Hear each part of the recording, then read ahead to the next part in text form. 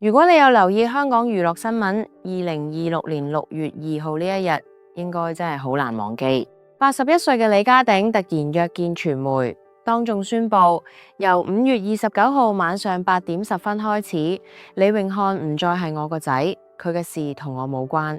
父子行到呢一步已經夠震撼，更加令人唏噓嘅係，思明先離世幾個月，阿媽嘅身後事都仲未真正落幕。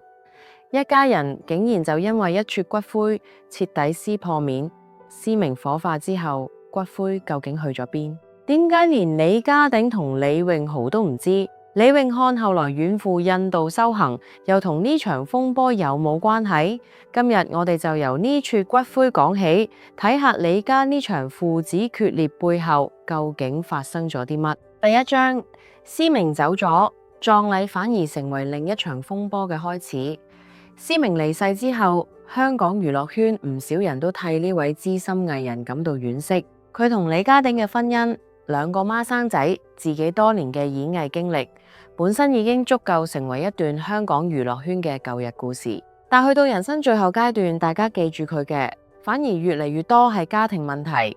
呢件事最令人無奈嘅地方，就係思明本人已經冇辦法再為自己講一句。所有人都只可以按照自己知道嘅情況去解釋阿媽當年想點，而一旦出現呢種情況，家庭爭拗就特別容易失控，因為大家爭嘅已經唔再只係事實，而係邊個先至最了解佢。2026年4月，思明設靈同出殯。按照香港傳統，白事本身係最講究體面嘅場合。尤其係至親離世，過去有咩恩怨都應該暫時放低。可惜呢場葬禮反而令外界更加清楚睇到李家三父子之間嘅距離。據傳媒報道，李永漢負責處理阿媽身後事，對靈堂安排有自己嘅要求。李永漢帶太太到場嗰陣，亦曾經出現未能進入靈堂嘅情況。李永漢方面解釋，相關安排係按照阿媽生前意願處理。呢個講法本身就已經帶出一個非常敏感嘅問題。如果真係思明生前嘅意願，其他屋企人應唔應該尊重？答案當然係應該。但如果其他屋企人唔知道呢個意願，又或者對所謂生前意願有所懷疑，咁又應該點處理？呢個就唔再係一場普通嘅葬禮安排，而變成一個關於信任嘅問題。出殯當日，李永漢捧住阿媽遺照，李永豪陪住爸爸李家鼎，兩兄弟全程幾乎冇交流。鏡頭影到呢一幕，好多人第一反應都係覺得難受。阿媽已經走咗，兩個親生兄弟竟然連最後一程都好似各行各路。其實一個家庭行到呢個地步，未必一定要有一句狠話先叫關係破裂。有時大家連講句嘢都唔想，已經講明好多事情。李家鼎當時亦顯得相當憔悴。一個80幾歲嘅老人家送走同自己共同生活過多年嘅前妻，身邊又係兩個明顯關係惡化嘅仔，呢個畫面本身已經夠令人唏噓。但如果你以為葬禮完咗，大家各自返屋企，件事就算完，咁就睇錯啦。真正令外界重新聚焦李家嘅，反而係火化之後，因為李永漢向傳媒透露，阿媽之後仲有法事安排，骨灰暫時唔會公開安放地點。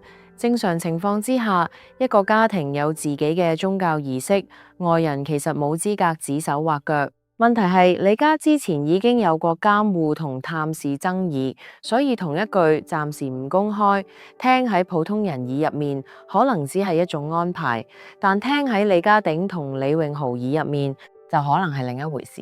阿媽生前佢哋覺得自己見唔到阿媽，阿媽走咗之後連最後安放地點都唔知道，於是過去啲舊賬自然又再俾人翻出嚟。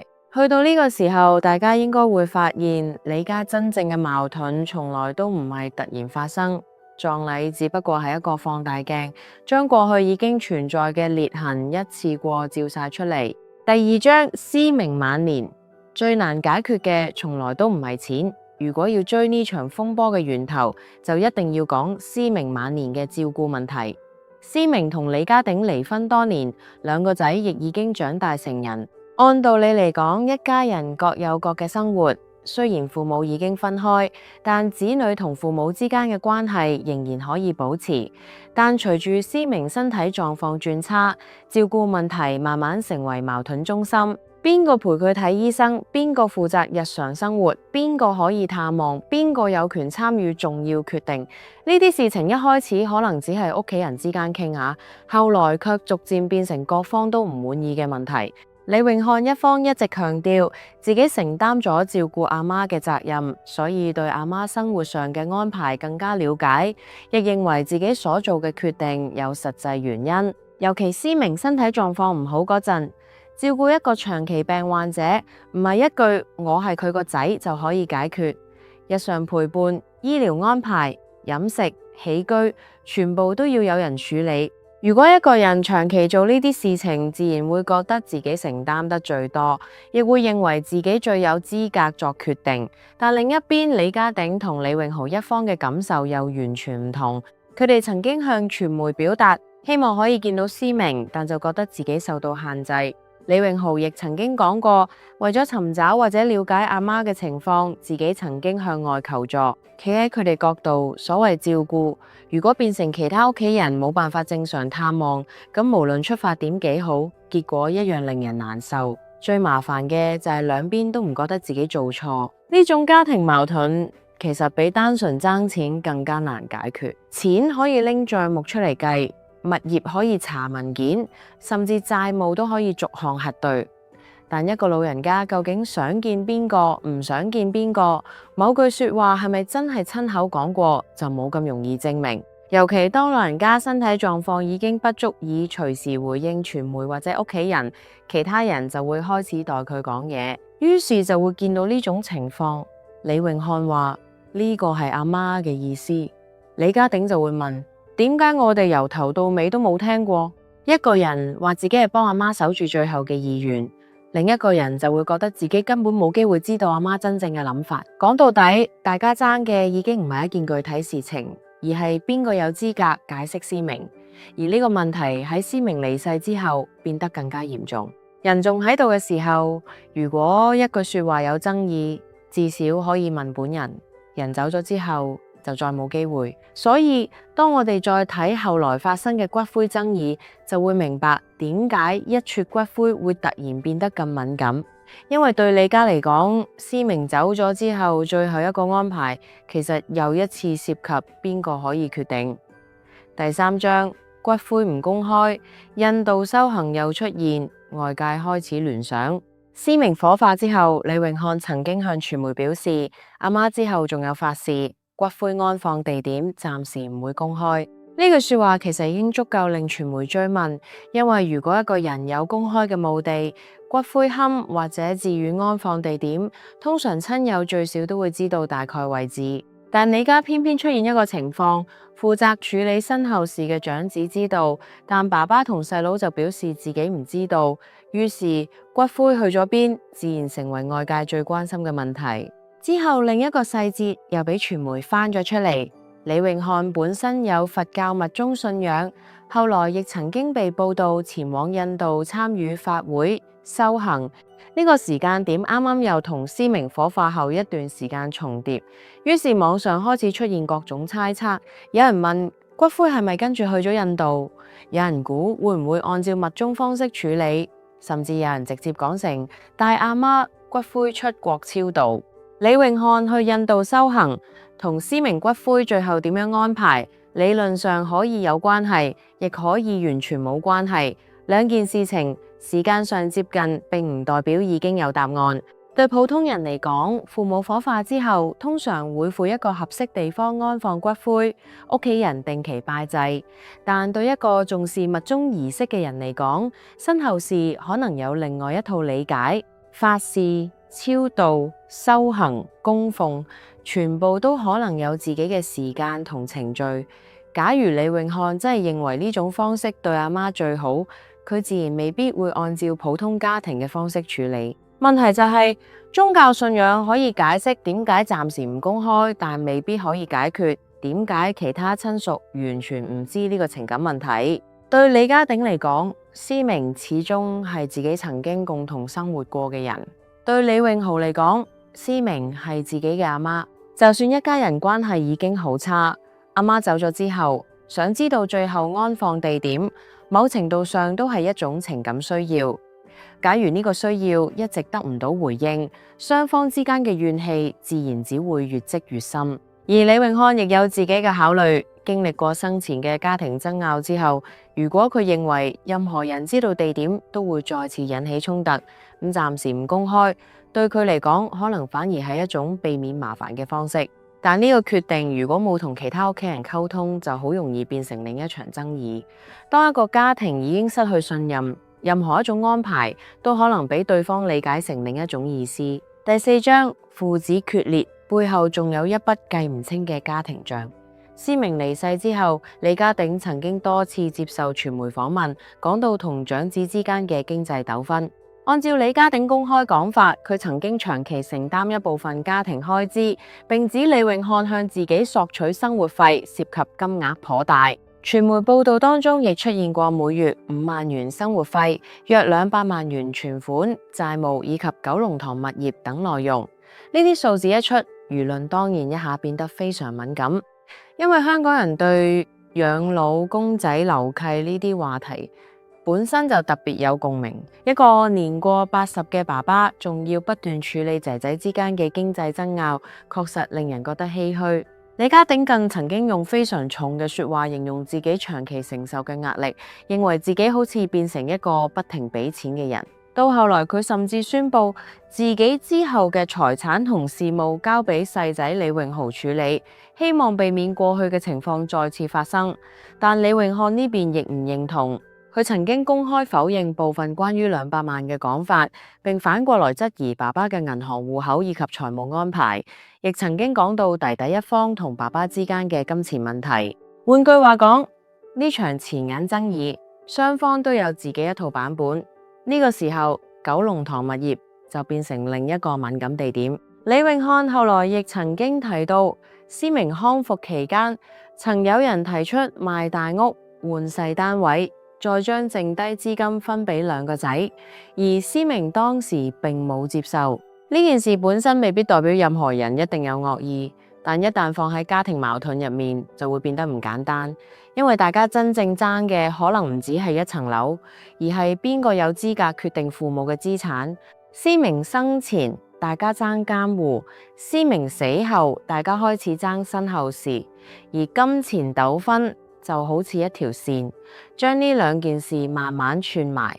但呢度必須保持清醒，外界可以懷疑骨灰問題同遺產有關，但目前冇公開證據可以證明李永漢唔公開骨灰地點就係為咗控制遺產，更加唔可以因為有九龍塘物業爭議就直接話成骨灰之爭其實係爭產。如果真係涉及遺產，最終都要睇遺囑、資產文件以及法律程序。但點解大家會有呢個聯想？原因其實好簡單，因為李家過去已經公開出現過金錢同物業糾紛，大家自然會將新發生嘅事情同舊賬拉埋一齊。而呢種聯想本身就說明呢個家庭已經嚴重缺乏信任。當信任冇咗之後，對方做任何一個決定都可能俾人理解成你係咪想攞多啲？呢個先係最難拆嘅結。第5章，李家真正爭嘅可能係邊個先最了解思明。講到呢度，可能有人會問，呢件事到底係李永漢嘅錯定係鼎爺嘅錯？其實一個家庭幾十年嘅相處，唔可能靠幾段傳媒訪問就完全還原，尤其涉及一個已經離世嘅人，外人更加唔可能知道全部細節。但如果一定要一個最核心嘅問題，我覺得唔係錢，而係邊個有資格代表思明。呢個問題由生前一直延續到死後。思明身體唔好嗰陣，邊個可以決定佢點樣生活？思明病重嗰陣，邊個可以探望？思明離世之後，又有邊個決定靈堂點樣安排？火化之後，邊個決定骨灰放喺邊？就係而家大家最關心嘅一層。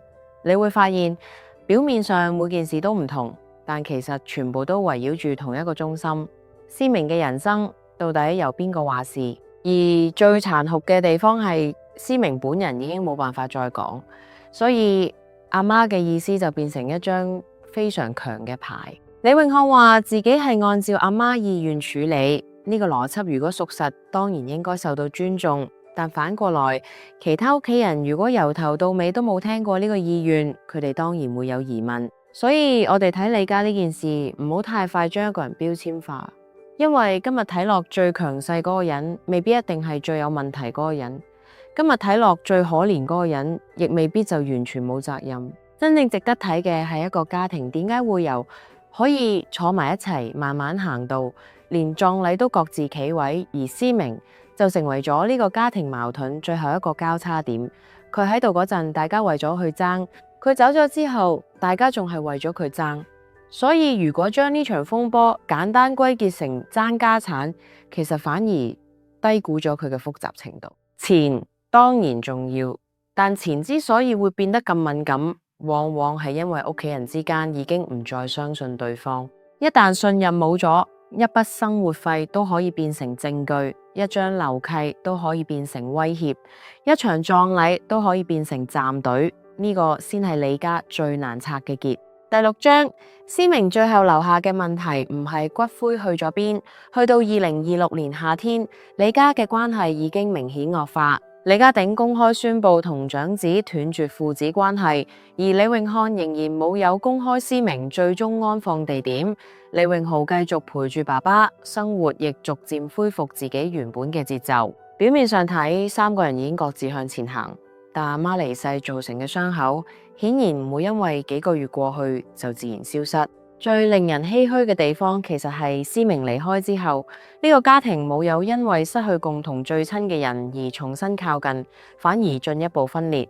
我哋可以理解李永漢有自己嘅難處，如果佢真心相信自己承擔咗最多照顧責任，亦認為自己只係執行阿媽遺願，面對外界持續質疑，佢可能覺得自己已經解釋得夠多。至於李家鼎，已經一把年紀，經歷前妻離世，再加上同仔反目，情緒上當然會更加難受。